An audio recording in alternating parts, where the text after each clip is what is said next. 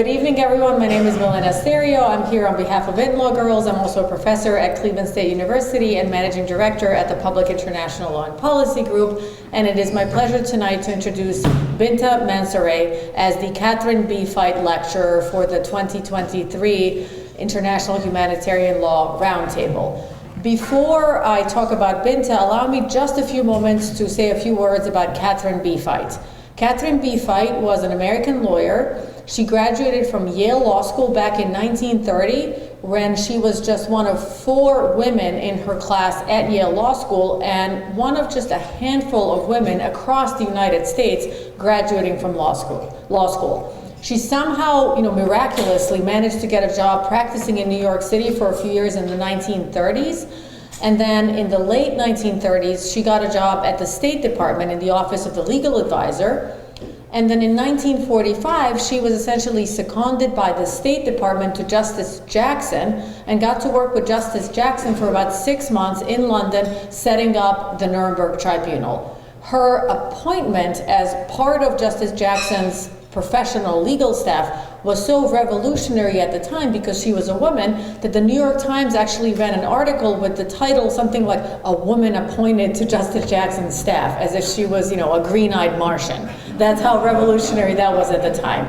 And when you read about her, you realize she was really, I think, the only the only female lawyer on his staff. And so when they traveled and went to Germany, she had to stay in separate housing that was for women. The other lawyers stayed with the lawyers. She had to stay with the secretaries and the stenographers because that's where the women were. And so looking around this room, I see so many women, and I'm so glad that there's so many competent, successful women here with us today. We still have a ways to go, but we're definitely in a better place than when Katherine B. Fite was practicing.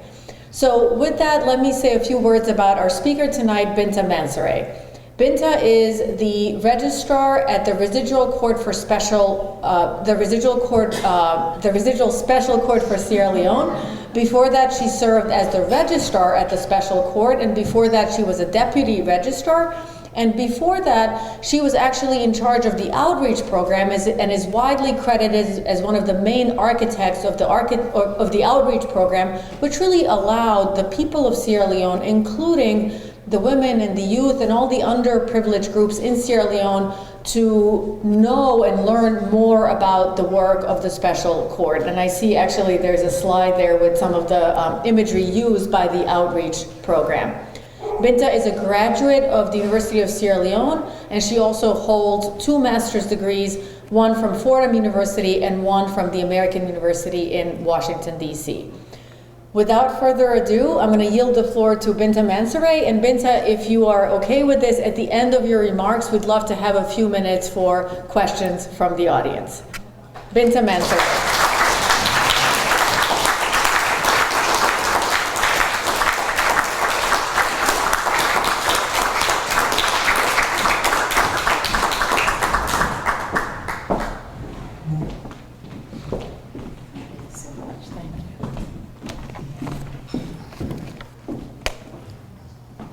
Milena, thank you so much for that introduction.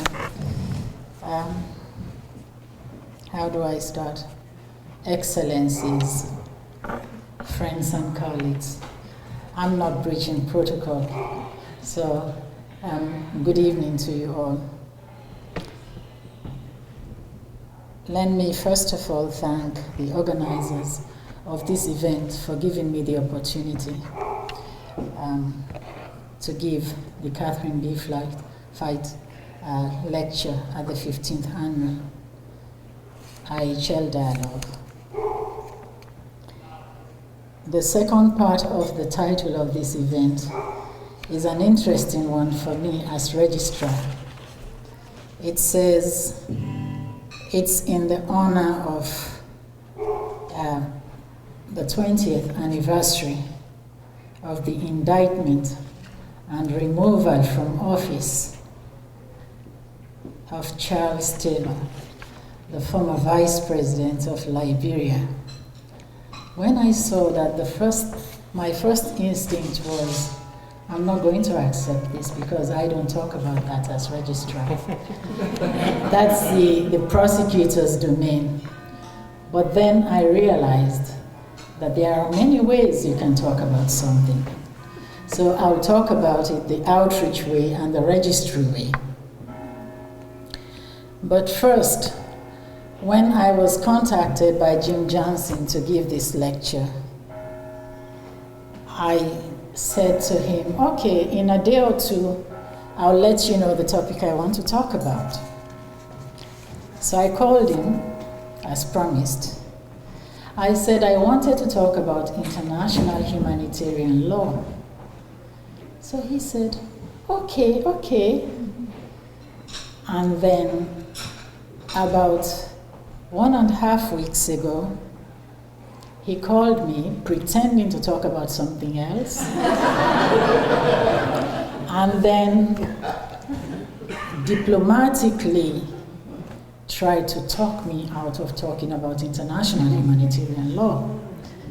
He said, Binta, why don't you talk about that paper that you delivered in Freetown, some time ago at one event? I said, no, I want to talk about international humanitarian law. When I hung up, I realized that he was probably worried that I was going to talk about international humanitarian law to academics and experts who know far more than I do about the subject. But I took the challenge because I have learned that experts and academics need to hear from lay people. They cannot be an echo chamber hearing their own voices. Let them hear from those of us who are not experts in the field. So I hope you can hear me because it seems as if... We can hear, but I don't have the back of it. Well, I'll just continue until it comes on again because I don't know what happened.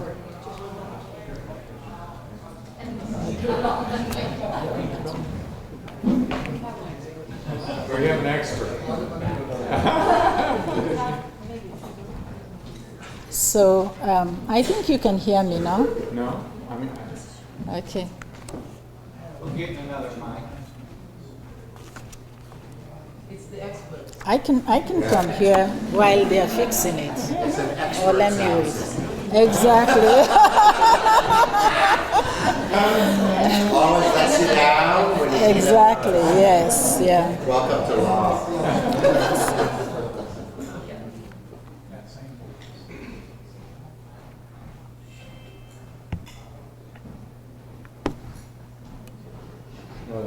Here it comes.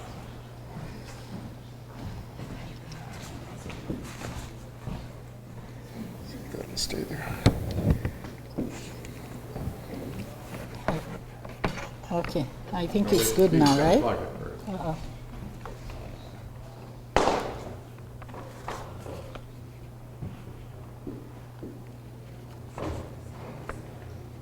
Right now. Touch it. Yes, good. Okay, yes. good, yes. So, the topic I chose for this occasion is Understanding International Humanitarian Law, a Grassroots Perspective, which is grounded in my experience as outreach coordinator of the court. And by the topic, I mean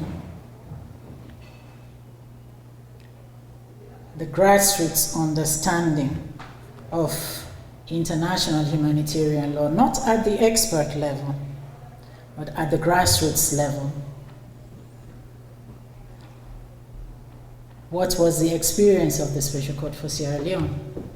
And why was that important? And how did the Special Court for Sierra Leone make that happen? So that is what we are going to talk about today. In other words, for this audience, I want to send a message that international humanitarian law is so important that it must be made accessible to the war affected, the grassroots, people whose lives are impacted by armed conflict. What's the background to this? The special court, first of all, outreach. I know somebody here is very passionate about outreach.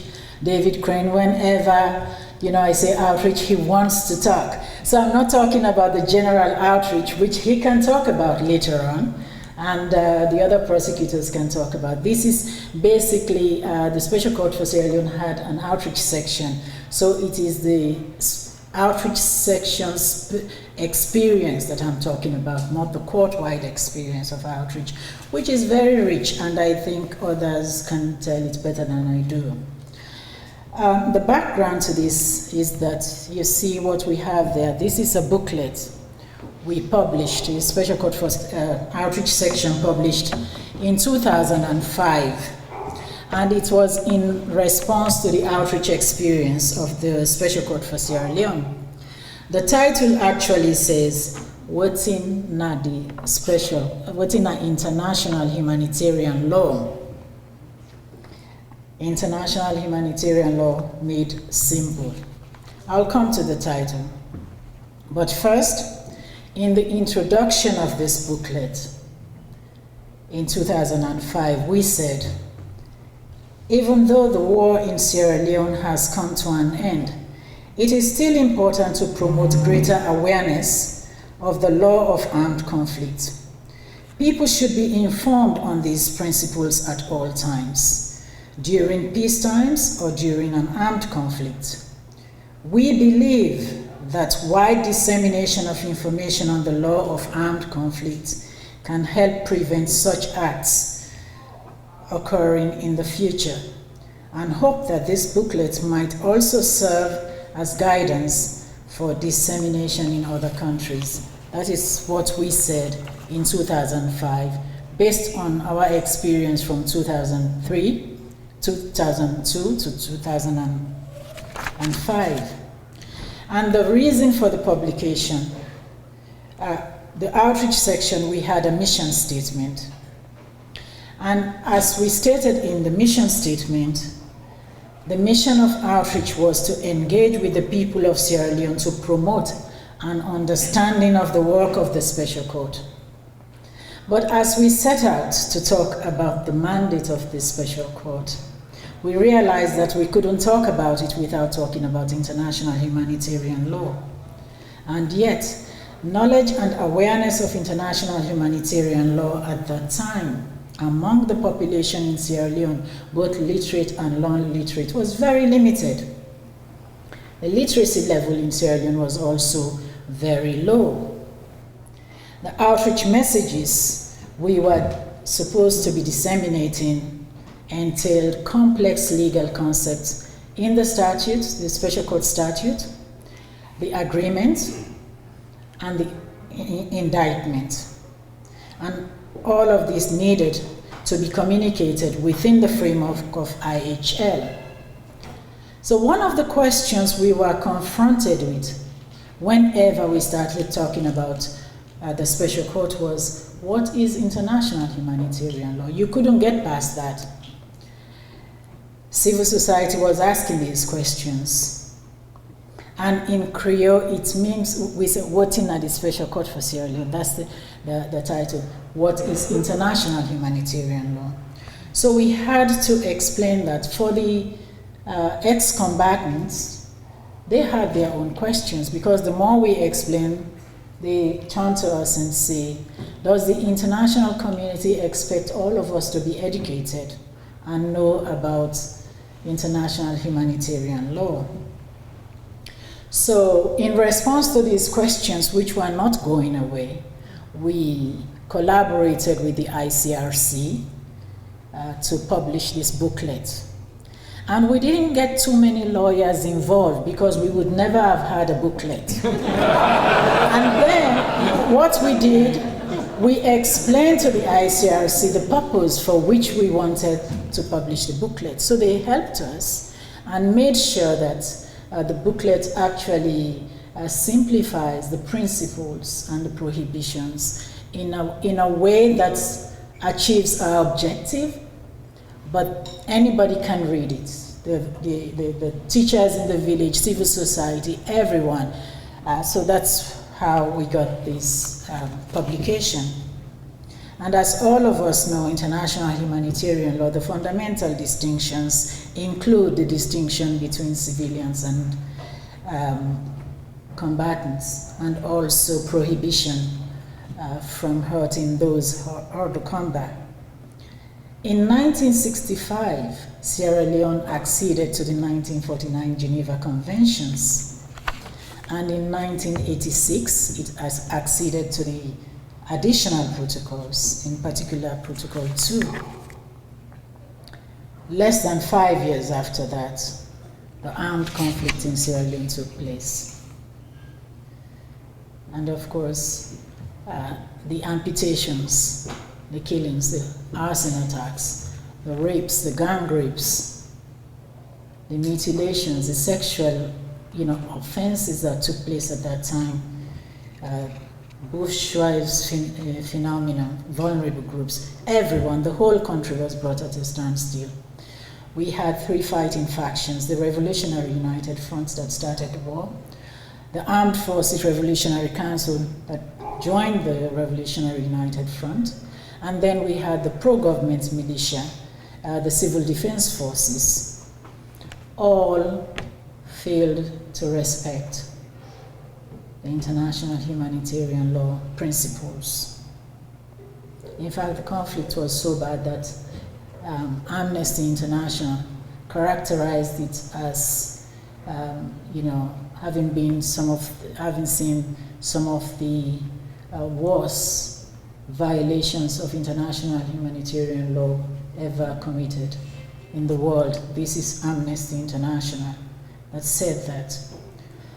But as I mentioned, it's all the fighting factions, the pro-government and everyone.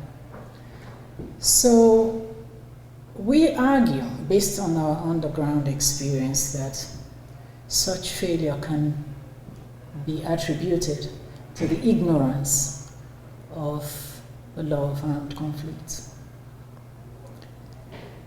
Because based on the questions people were asking, people didn't even know.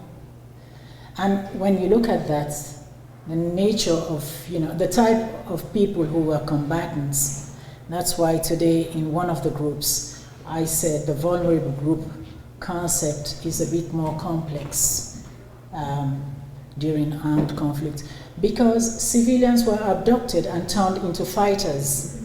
You didn't have a choice. It was children, it was girls. So these are not like trained, conventional, armed people. It's that conviction that made us indicate in our booklet that if only people know about these laws, there are chances that it may induce compliance. Of course, the armed conflict reached a negotiated settlement in 1999 in Leone. But all of us know the reason why we're here is, as horrific as that is, we have other wars that the world had witnessed, and measures, the international community's intervention has, been mixed, but much less about education and awareness raising of armed conflict. It's about setting up peacekeeping missions, setting up tribunals to hold persons account and punish those found guilty of the atrocities that were committed. And in that regard, we recall the World War II atrocities, and because we're here for the Catherine B. Fite lecture, just to recognize her contribution to the Nuremberg trials. Before the Special Court for Sierra Leone, we had ICTY and ICTR, and all of us know for those atrocities. In Sierra Leone, what happened? We had the Truth Commission, and we also had the Special Court for Sierra Leone.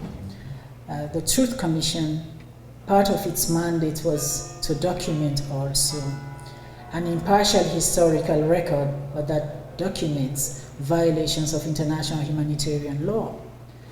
The Special Court for Sierra Leone, its mandate was to bring to justice those who bear the greatest responsibility for crimes committed. But in its statutes, again, Articles 2, 3, and 4, we have the crimes against humanity, violations of Common Article 3 and Protocol 2 under Article 3, under Article 4, other serious violations of international humanitarian law. The reason why I'm bringing all of this is to see that international humanitarian law, as you know, is embedded in these justice mechanisms, which makes a case for people to understand, the law of armed conflict. The Special Court indicted 13 persons. Of course, we had over 45,000 combatants.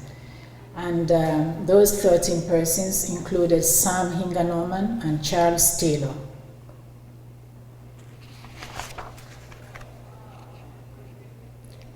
Of the 13 individuals who were indicted, 2 died before their trial started. One was not even, his body was transferred to the court, Sam Bokari, and then one remains at large.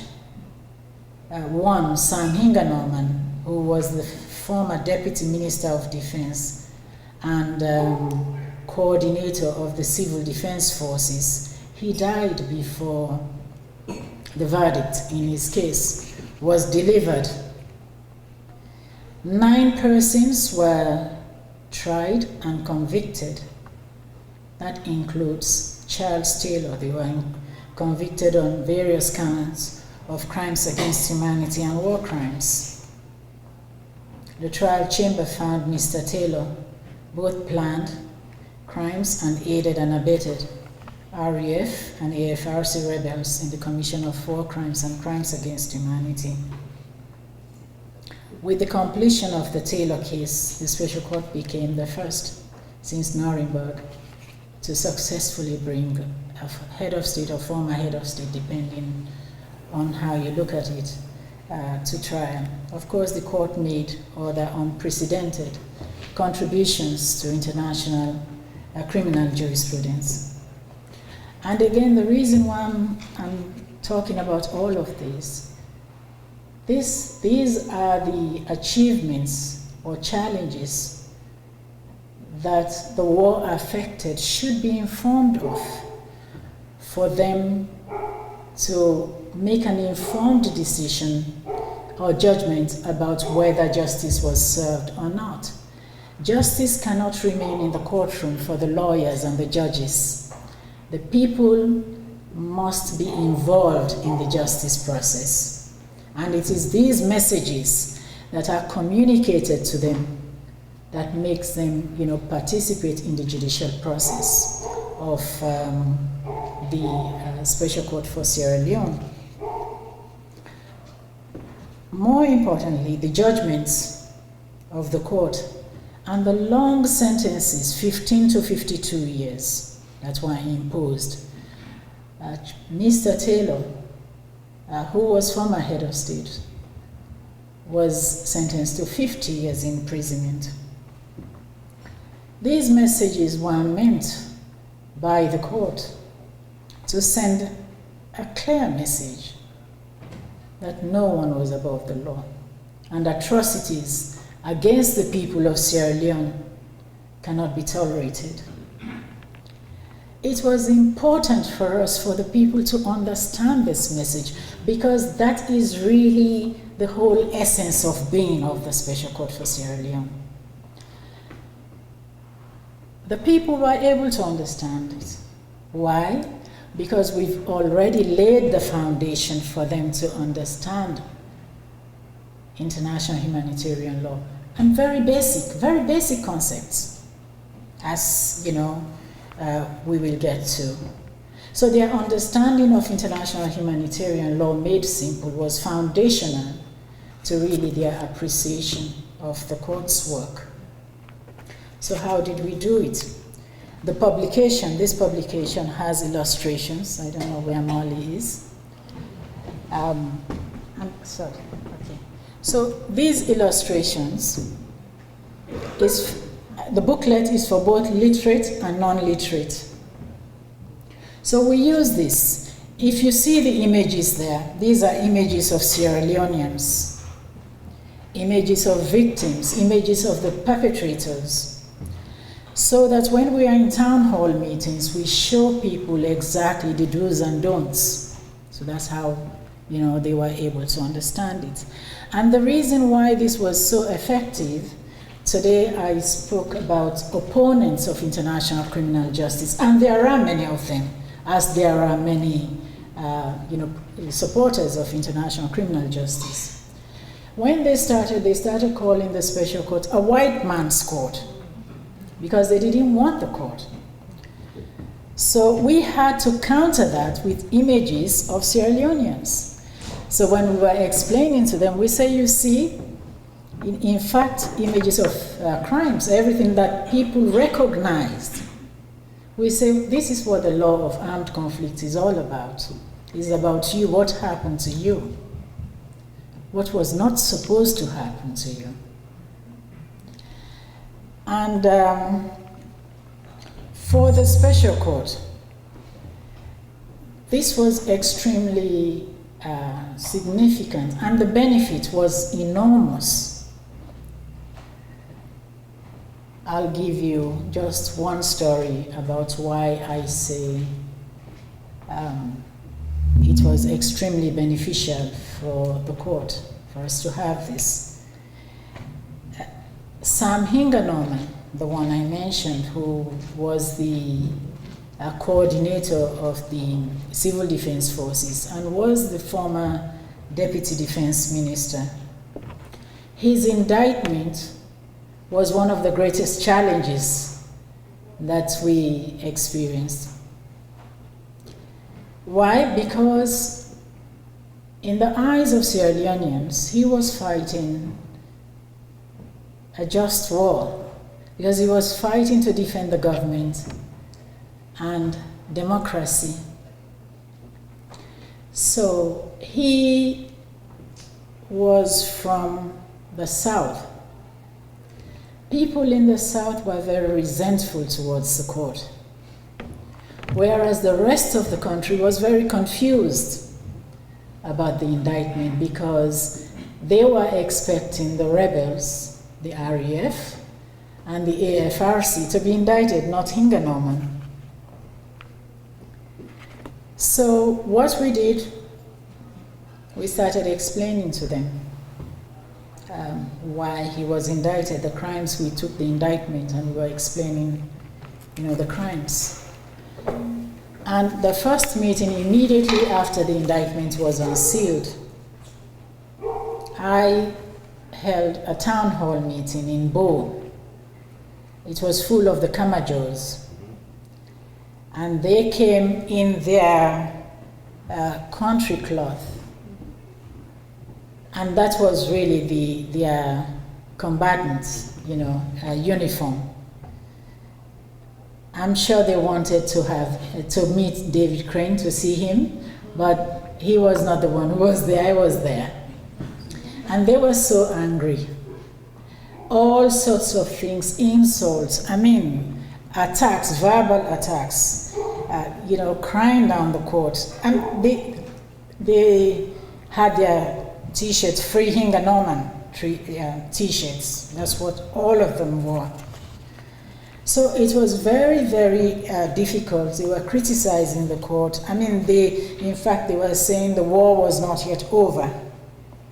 We, kept explaining to them until the booklet was published in 2005, and then we used our civil society partners to help us disseminate information about IHL to the rest of the country.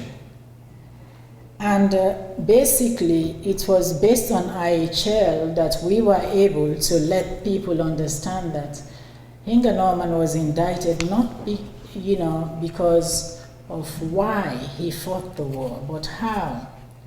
So IHL provided the how, explanation for the how. And in December 2008, in fact, they used to come to the court, the gate, and just picket there. We were doing all of this. We didn't realize what an impact we were making until December 2008, when the paramount chief of Moyamba district invited the outreach section and honored the section, had a monument in Moyamba district, as I speak, is there, to just thank, to show appreciation for the work of outreach in helping the people understand the work of the court and why Hinga Norman, not only Hinga Norman, but the other civil defense forces, accused persons were indicted. In fact, to quote Peter Anderson, who was the press officer, he said it was on that day that he realized that the war was over. He said he knew all along it was over, but because of what happened in the south, where Hinga Norman came from, that turnaround, how we were able to change minds, was what actually convinced him, finally that the war was over. So it was not just a booklet, but, we had town hall meetings, we went on the radio, we had radio programs, training programs, seminars, school visits, debates in schools. We have, kids debate this whole issue about how the war was fought and why. We targeted, today somebody mentioned exactly the target groups that we were dealing with. Survivors groups, civil society, ex-combatants. For us, for outreach, we left the distinction between victims and ex-combatants. The labels, we left that with the judges in the courtroom, the parties. But for us, for outreach, we dealt with everyone. So justice sector leaders, prison officers, teachers, every segment of the population we targeted, including the general population, for information dissemination.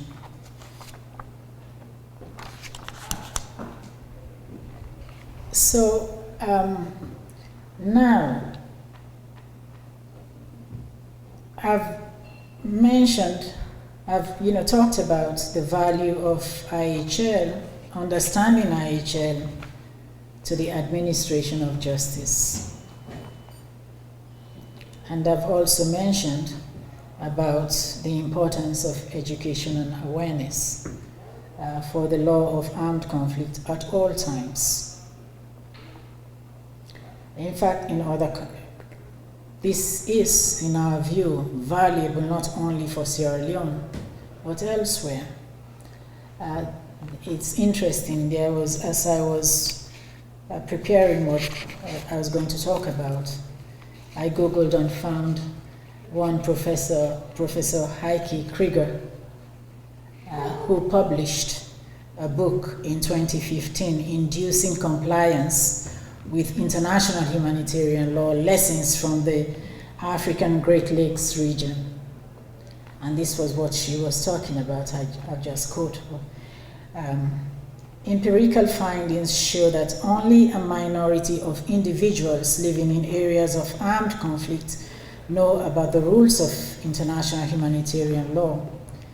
If there is no room for professional training in order to create a norm of compliance, the logic of consequences, particularly the fear of sanctions, may induce individual soldiers and fighters to comply.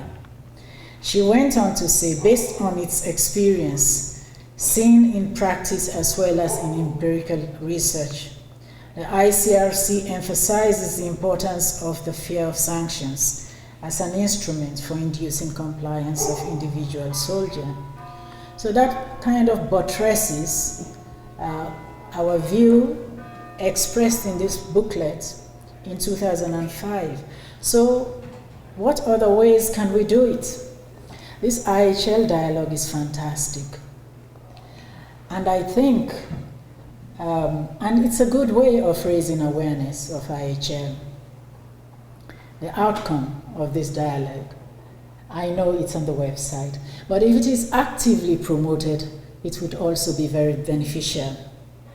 In fact, if civil society is encouraged, you could have similar IHL dialogue at civil society level, especially in countries prone to conflict. But I think it's time that we say the word, because countries we didn't think would be prone to conflict, today we're seeing conflict in Ukraine. We're seeing, a resurgence in South Sudan. We're seeing the challenges in America. America does not have an armed conflict, perhaps not yet, but we're seeing challenges to this whole idea of rules-based order. So nobody knows when it will come in handy. So this IHL dialogue, it's extremely important, as I say. So if it can be, just replicated in other areas, I think, and actively promoted, as I say, the outcomes, because this is where really, as you people said, where the cutting edge of international humanitarian law is discussed. So we should be looking up to this dialogue for information that can filter down to the grassroots.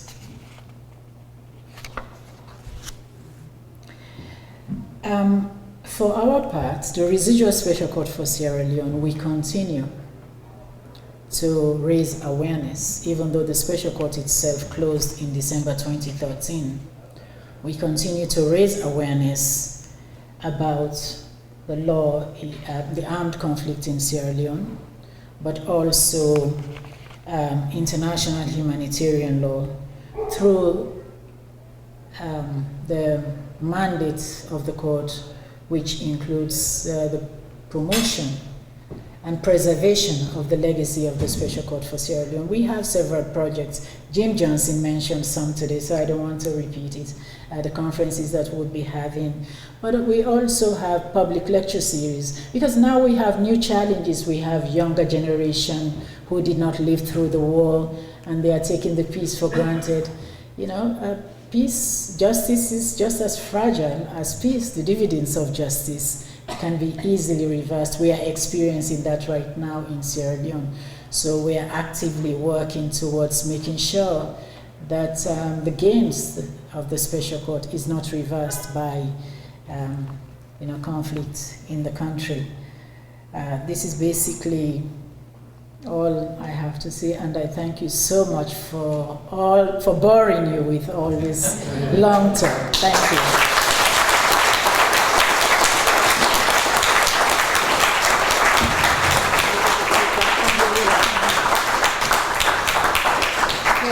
So we do have time for a few questions before we begin the musical entertainment section of the program. Michael Sharp is setting up. So does anybody have any questions? I wanted to ask, do you think in the future there could be a possibility where a lot of countries from Europe or Asia that, like you said, we would not have thought of being in danger or in possible wars. Do you think there could be an agreement where there would be a mandatory, not class, but information passed around in schools and even in kindergartens? Because I think not about international humanitarian law, because I can tell you a lot of people from more poorer countries from Europe do not even know their basic human rights.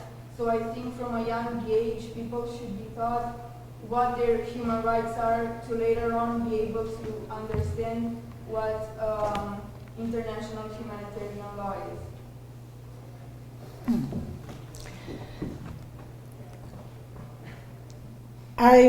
The way I would answer that is, it's a good idea, but it's a challenge in our country, where we would expect that IHL is taught in school, or even lessons about the war. You don't have that much.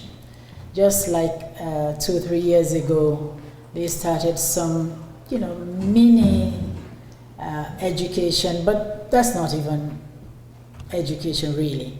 Because they come to us, they say they don't have materials. So it's talking about the war. It hasn't been formalized in schools in my country. But what you're saying, if it happens, that would be so good. Or it's a matter of lobbying governments, lobbying your national systems. What we have done, because we can't wait for the politicians to decide, we have circumvented that, and we have a program where twice a week at the Sierra Leone Peace Museum, schools go for field visits. And when they go, we have people there explaining to them, what happens. School children are part of it in secondary school, upper elementary school and secondary school, but also college students go. We teach them. It's not enough, but it's better than nothing. Whether I think, that would happen, maybe anyone in the audience can answer that, because I can't talk for everyone, but all I can do is just agree with your view that it is necessary for that to happen. Yes? No? Binta, thank you so much. This was fantastic. So when we reflect on the number of crimes committed in Sierra Leone and the prosecution of 10 perpetrators and higher level perpetrators, it means all your direct perpetrators are walking around Sierra Leone. So do you see any negative ramifications in society? What does it feel like? And, yeah, that's just my question. How is it to have all of the first-hand perpetrators simply out there having not faced justice? Yes, that is a very, very important question. And we dealt with that. In 2005, we organized the Victims Commemoration Conference. And again, because we were bombarded by that question everywhere we go, the prosecutor, indicted 13 persons. He's there, he can talk for himself. All of us know that international justice is costly. And it's not possible to bring everyone, to justice. It's just not going to happen. And even if it does, it could be disruptive. For example, in the context of Sierra Leone, you had a whole Sierra Leone army which was supposed to defend the country. They joined the rebels. And all those armies have their relatives. And we are an extended family, country. So if you say you're going to indict all of those people, you will never give peace a chance. The idea about greatest responsibility, as I say, I'll leave it to the prosecutors, but the way we were explaining it, and in fact, the prosecutor helped us explain it, where he was saying, he was telling a story, and that those people indicted represented, like the people of Sierra Leone were his clients. So the way we were explaining it, if you see Mr. Taylor on trial, it's not just because of what happened to those who testified, but what happened to everyone, who was affected by his crime. So we tried to explain that, but still, that was one question that was not going away, because for the people in communities, those who bore the greatest responsibilities were the neighbors that they see, those who committed crimes against them.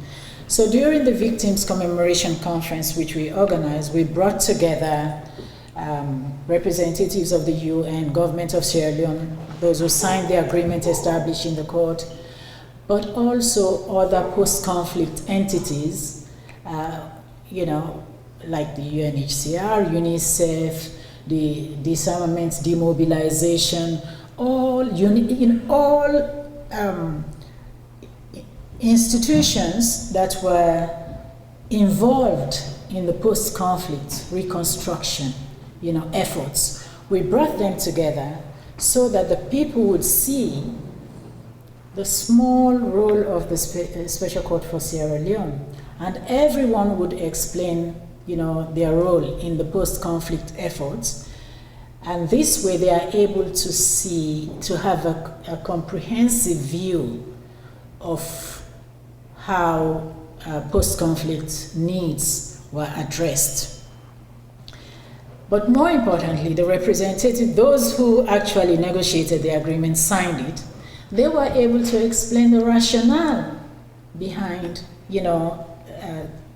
limiting the mandate of the court to those who bear the greatest responsibility. That helped a lot, even though the people did not initially accept it. But in the end, because we were forthright, and that reminds me today about what Roger said, that, he goes there, he tells people, what he needed, and he wasn't going to tell them something because he wanted to build relationship. The way you build relationships with these courts and make people understand and trust you, just tell them the fact. And if you have limitations, you tell them. You don't have to look good. You just tell them that this is what it is. And when we kept saying that, they finally understood and accepted it. So in the end, their perception of the court was very, very positive. Thank you. Yes, somebody else was asking over there. Yes. Yeah, you. Binta, that was amazing. And my question for you, when you're trying to explain the humanitarian law to people that are really unfamiliar, is it the technical rules, or is it the fact that there's this law that protects people? Like, which parts of the concept do you think are most important to, because the rules are super technical, right? Yes. So it's probably just the core idea of you have rights to be treated a certain way, even if these people are fighting. I was just curious, what were your key things that you tried to communicate? I think it's both. It's just very simple. IHL, you can make it as complex as you want. But you can also, in fact, the ICRC helped because they've summarized those principles. So if you take the summary of the principles, really, of especially the distinction between civilians and combatants, but also even how to combat, even proportionality, you can explain that in a layman's language. This book is actually available, the one I'm talking to you about. Sorry. Yeah. So if you look at the images there, here it is saying the civilian population and its property may not be used as targets for an attack. So that's one explanation. And then here we have this picture. The caption beneath it is saying, it's forbidden to kill or injure fighters that have surrendered. Okay? So you have the caption there, but you have the picture explaining it. In a nutshell, that's what persons, part of what persons hold the combat is telling you about. So we have, all of it, I don't want to waste time here, but the booklet is actually available, on our website. It says, captured fighters and civilians living in an area under control of the enemy have to be treated with respect. So it's showing you the picture. We did not go into the complexities, that lawyers would, explaining the scenarios different. No, it's enough.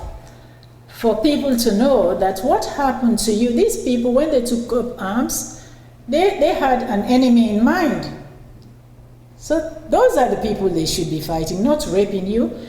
Innocent civilians in their villages, you just go, you chase them, burn their houses, kill them in churches. That should not be hard to explain. And that's what we did here. Can I just add, the ICRC does some great work on that, and the Red Cross. And one of my favorite teaching videos is Who is Game of Thrones' Worst War Criminal, which is actually a video that the Australian Red Cross put out. That's amazing. They're using movie to actually, they use Game of Thrones, and they rank all the war criminals. Yeah. This we did together, and it's actually, we said we wanted it. Sometimes how they have the cartoons. Yeah. The first, somebody suggested, we said we don't want cartoons, because when you have cartoons, people are not going to identify with cartoons. We wanted Sierra Leoneans, the way we tie our heads, the way we braid our hair, and then the rebels, this bandana that they used, that's the RAF, that's what we want. We want to see people in military fatigue. We want the people of Sierra Leone to recognize the fighters here, to recognize the victims, and that's what we got. And in fact, right now, civil society is asking us to reprint, to give them this, because they said it helped them so much. So it's not just a special code going there, explaining, because we can't do it by ourselves. But when you give this to your civil society partners, community-based organizations, any teacher in the village, even if they didn't go to college, as long as they can read and write, they should be able to read and understand and explain to people. School kids can read this and understand it. So that was what we wanted to achieve, and we achieved it. Thank you.